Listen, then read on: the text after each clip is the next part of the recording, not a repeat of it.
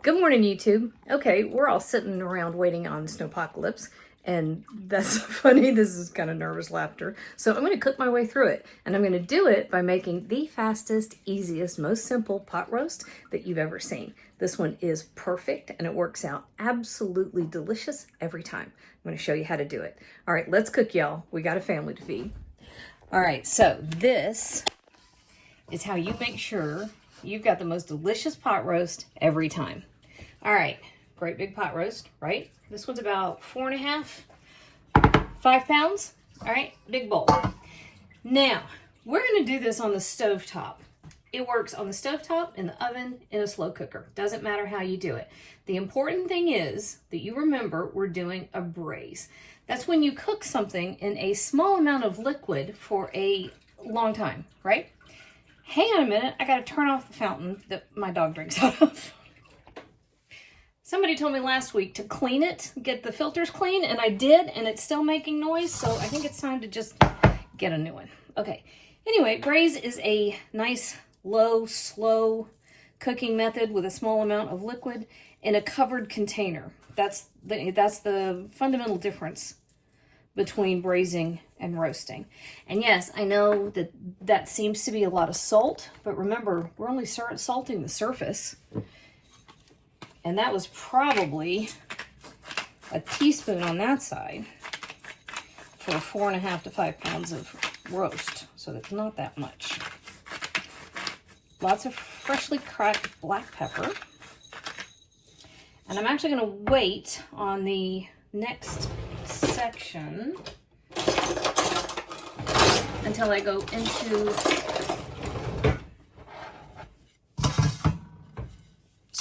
there. I'm going to wait on the flour until I come into my big bowl here, my work bowl, so I don't end up with flour all over everything. Oh, the tongs are right here behind the camera. That's what I was looking for. All right, now over here,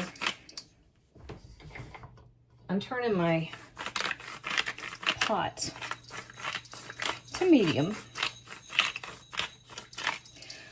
One of the ways to make sure when you're braising a pot roast to have nice, rich, deep flavor is to brown the outside. Now, people think that you're locking in juices. You're not.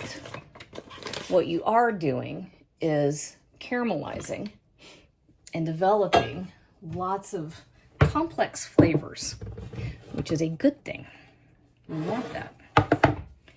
All right, so we've got salt and pepper on the outside. We're also going to dredge the exterior. I think I have a full cup of flour here. We don't need anywhere near that much, but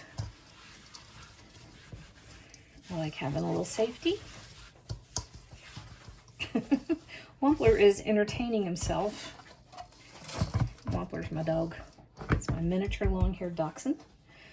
He's entertaining himself because he has a piece of a shipping box that I was shredding for a garden bed.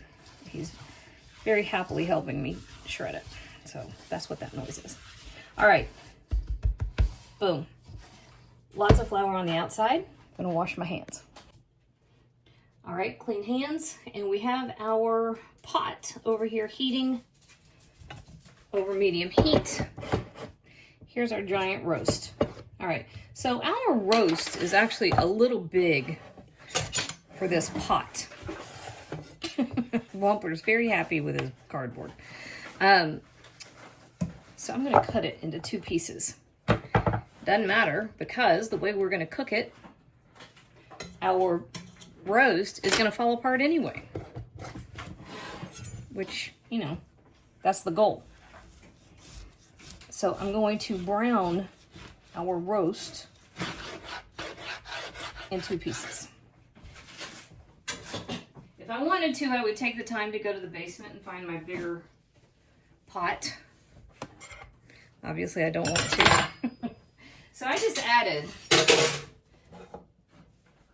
about a tablespoon of butter and a tablespoon of tallow to the bottom of my pot. And now my sections of roast,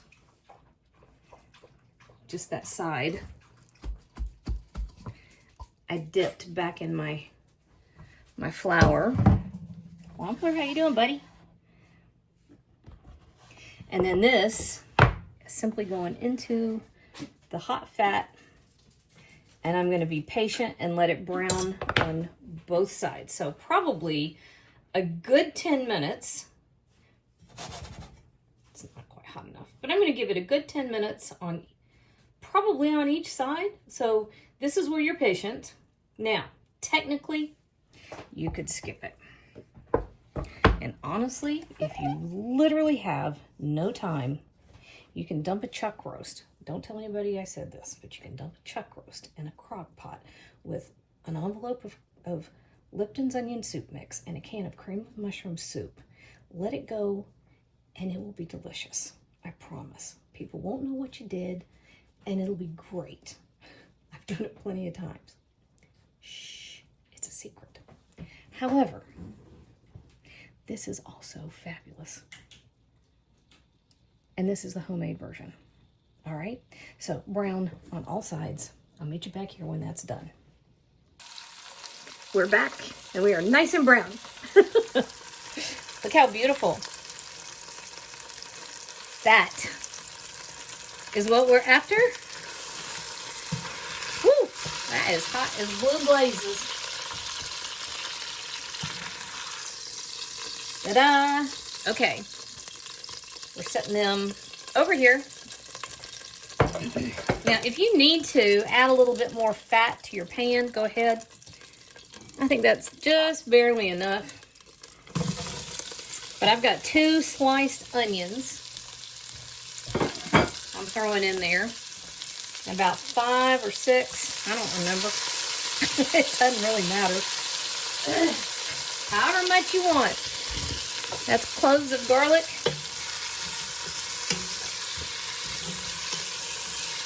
And we're just scooching him around. We're just forming a base here.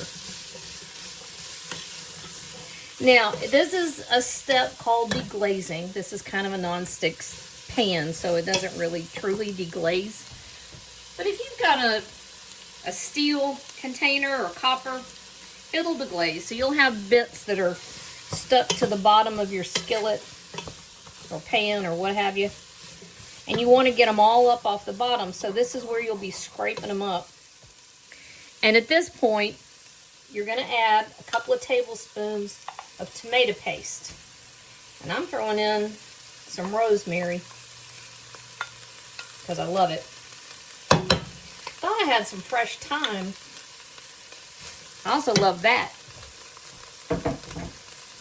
If you have some, go ahead and throw that in too. I think it's fabulous. So we're just stirring all that in together because this is going to form a nice, complex base.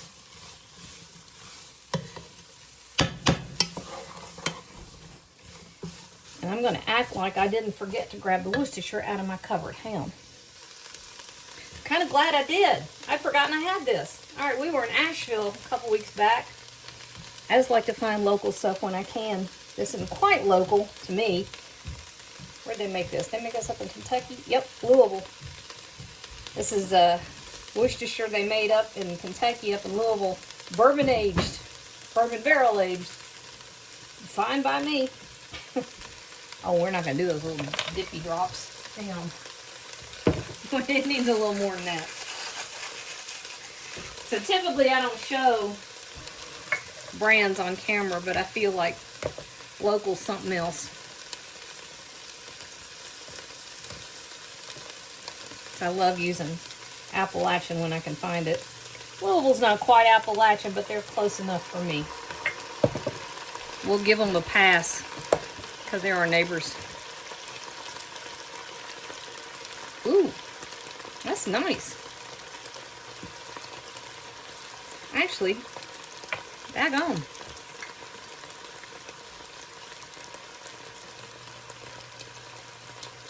Oh, that's real nice, y'all.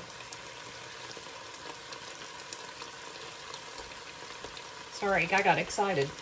Worcestershire sauce, bourbon barrel aged, handcrafted, Louisville, Kentucky.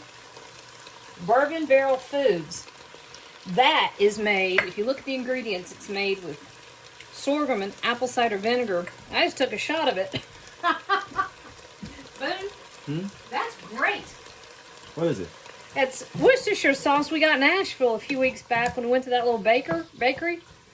That's delicious. I just thought I'd, pick it up because it was interesting, but that stuff is fabulous. It's really good. I mean, it's obviously Worcestershire sauce, but there's something about it. It's rich and complex and really delicious. Okay, sorry for my sidetrack on the Worcestershire sauce. I love it. Does not taste like the big brand people. That's a good product. All right, Worcestershire sauce. If you can get these folks to send you a bottle, do it. If not, and that's all you can get is the big stuff, okay, won't be as good. All right, so put your roasts back in here, and any juices that have collected on your plate, that goes in there too.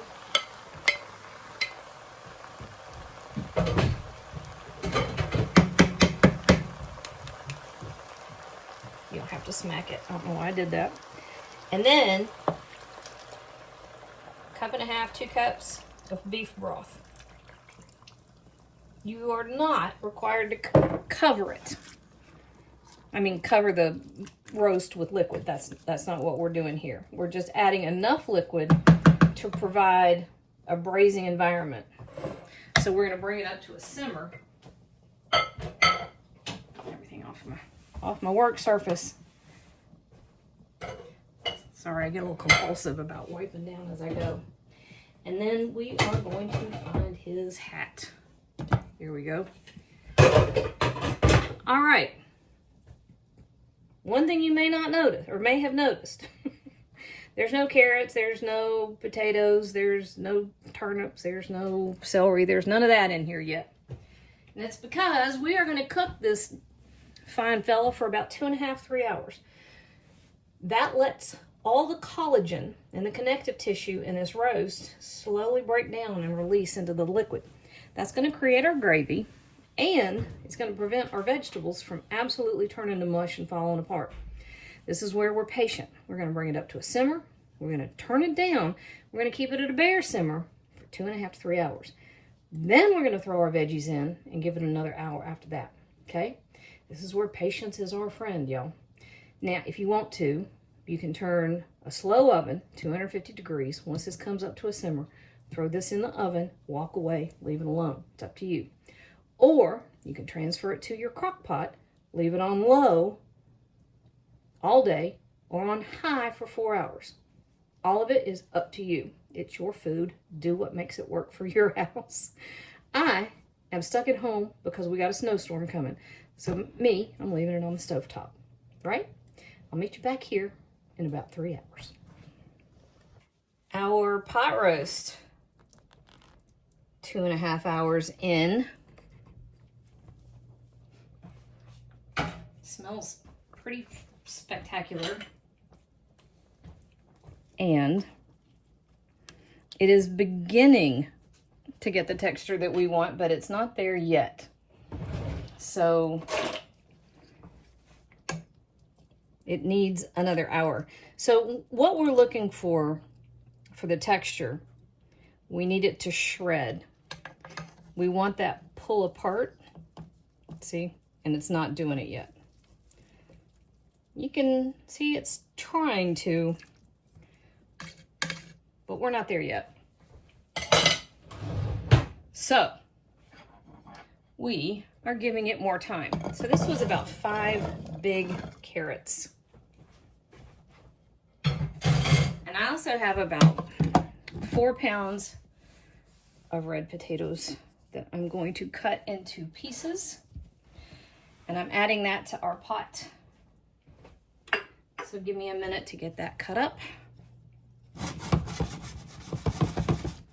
And they're gonna go in here with our carrots. All right, so we added our new potatoes. They're not new potatoes, they're red potatoes. We added them to the pot, and I gave a good healthy sprinkle of kosher salt right over the top. We're also adding black pepper. So you need to season your potatoes too. We seasoned the chuck roast. Not very heavy, mind you. We did not season the carrots or potatoes, so that needed that. We're also going to taste and adjust before everybody's done. And we're going to give it another hour, but we're not going to start our timer for the hour until that comes up to a simmer. We're going to reduce it. Nope, going to come up to a boil. We're going to reduce it to a simmer. Then it gets a timer for an hour, okay? Hands off. We have to be patient and wait. That's the hard part. All right, don't look at the dirty dishes behind me. All right, not entirely sure how long it was because I was making blondies and somehow I doubled up my timer. And then when the no, I wasn't making brownies, I was making blondies. What did I just say? I was making blondies. And when the timer went off for those, I don't know, I deleted the whole thing. But here's how you know that it's ready. First of all, your potatoes are soft, right? So pierced with a fork. We know that. So potatoes are soft. Carrot is soft. But here's the important part. All right, so this is a piece of the roast. So you have to kind of dig down under your vegetables. And you see how it kind of pulls apart like that? That's how you know the roast is done. I'm gonna get all up in the camera. Do you see the texture? If you don't have that, where it's coming apart, holy cow. Daggone, that's delicious. But if you don't have that texture, you're not finished, okay? Now, if you want to, optional, but if you want to, you can take a little bit of this liquid or a little bit more beef broth, mix it with about 4 tablespoons of flour, whisk it in, right? Don't dump flour in there, trust me, your heart will break, but mix it with some liquid and then stir it in. I don't necessarily want to, because when we serve this the first time as the beef roast, the second time I'm going to add peas to it and I'm going to turn it into beef stew. Here's the beautiful part. This, as it is perfect pot roast on the stovetop. Works every time, and you saw I worked very little for it, okay? Y'all, that is lava hot, but man, it's good.